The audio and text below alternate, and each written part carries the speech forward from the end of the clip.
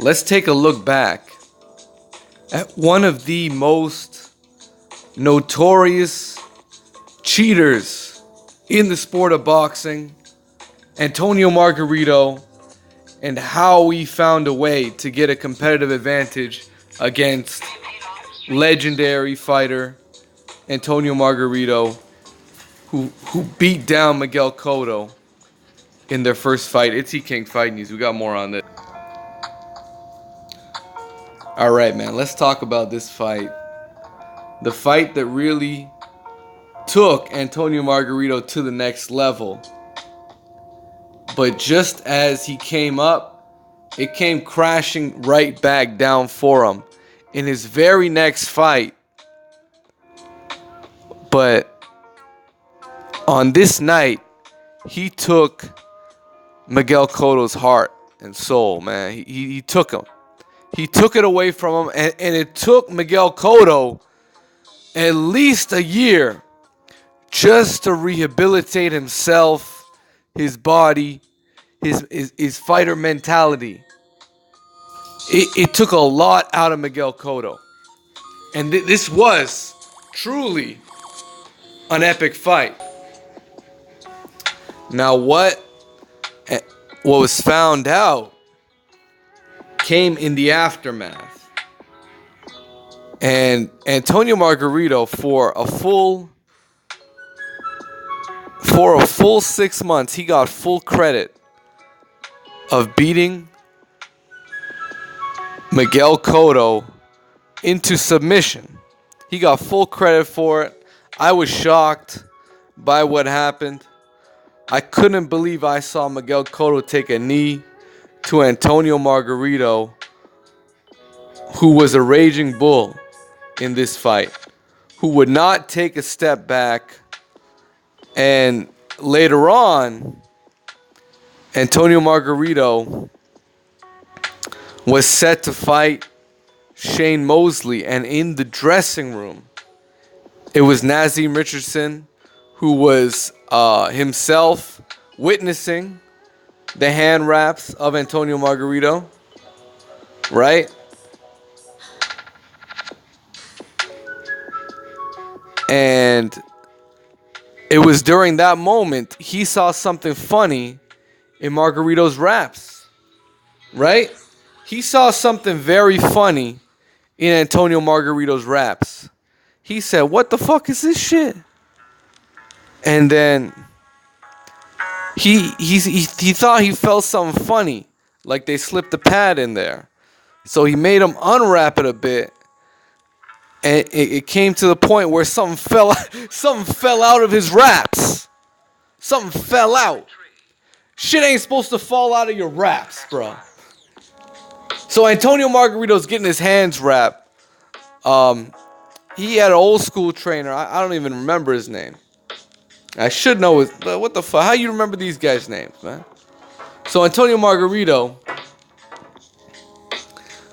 has some kind of a pad fall out of his wraps, right?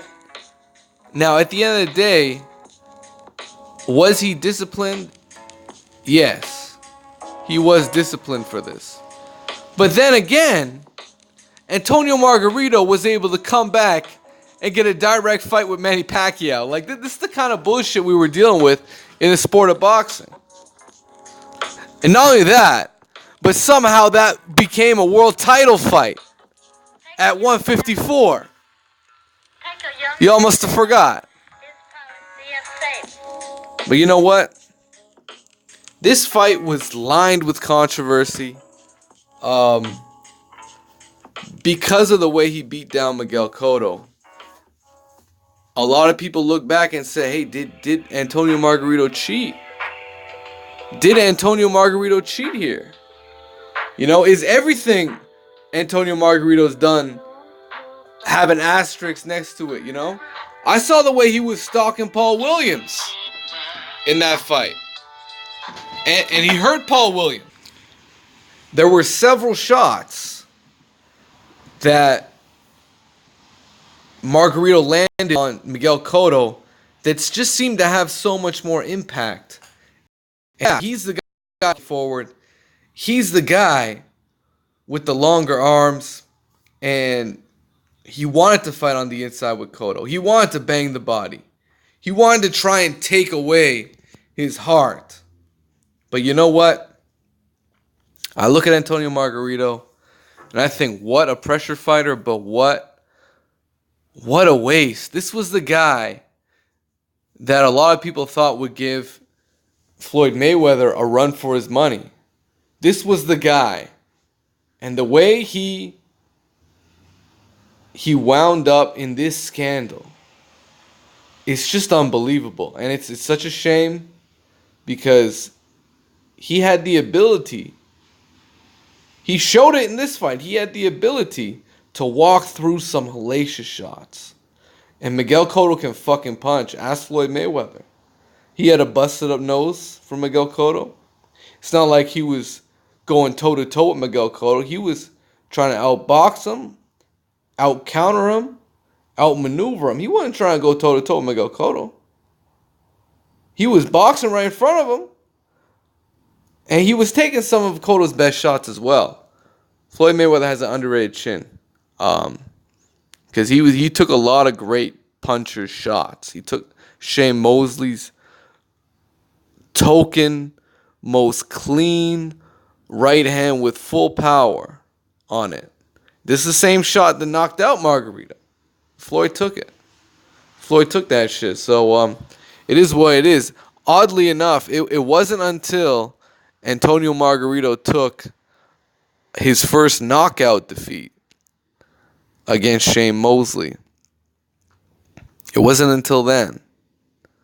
Because we saw a different fighter without them fucking pads that fell out of his goddamn glove. Without them pads, he was a different fighter.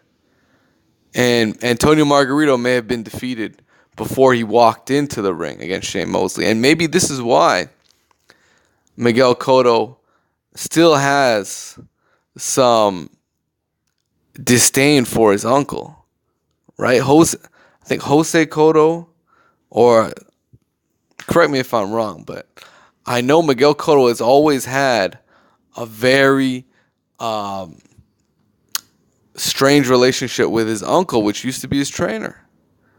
Maybe it stems from this moment, because it was Jose Cotto's camp that didn't catch on to what Margarito had in store and the kinds of deep cheating that Margarito did to get away with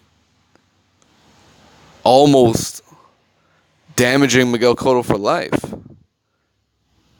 I mean, what he did in this fight was criminal.